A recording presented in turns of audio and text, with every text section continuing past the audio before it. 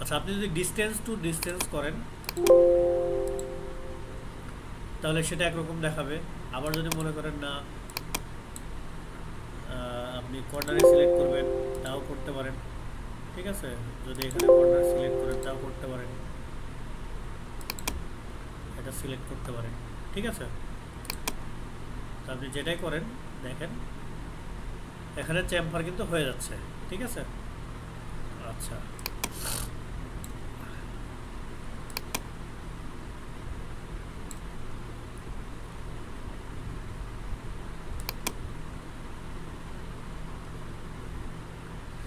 এখন দেখেন এখানে কি সমস্যা হচ্ছে যে আপনাকে আমার আন্ডার ডিফাইন্ড দেখাচ্ছে। তাহলে আপনাকে কি করতে হবে,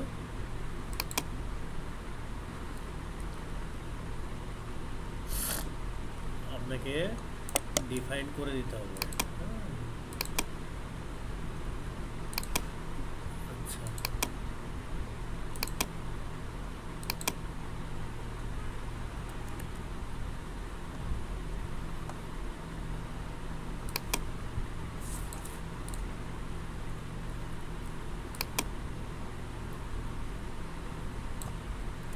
আচ্ছা তাহলে ডিফাইন করবেন কিভাবে, এখান থেকে আপনার সেন্টার থেকে আসলে কতটুকু ডিস্টেন্স আপনি করেছেন।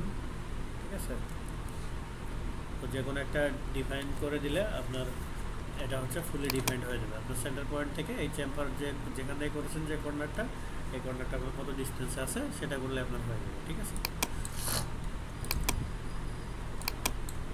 তো এটা হচ্ছে চেম্বারের নিয়ম। আচ্ছা, আরেকটা যদি আমরা দেখাই,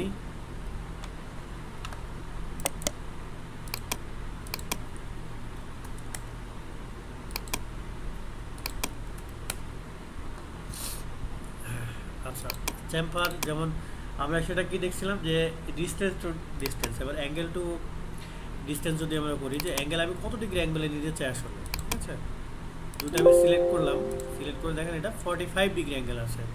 যদি এটাকে আমি 60 ডিগ্রি অ্যাঙ্গেলে করি তাহলে অটোমেটিক কিন্তু নিয়ে নেবে সে। এটা দেখেন এটা হচ্ছে আমার 60 ডিগ্রি অ্যাঙ্গেলে হবে। ঠিক আছে, এটাও আমার 60 ডিগ্রি অ্যাঙ্গেলে হবে। ঠিক আছে, অথবা আমি যদি ইকুয়াল ডিস্টেন্সে করতে চাই তাও ইকুয়াল ডিস্টেন্সে সে চেম্বার নিয়ে নেবে।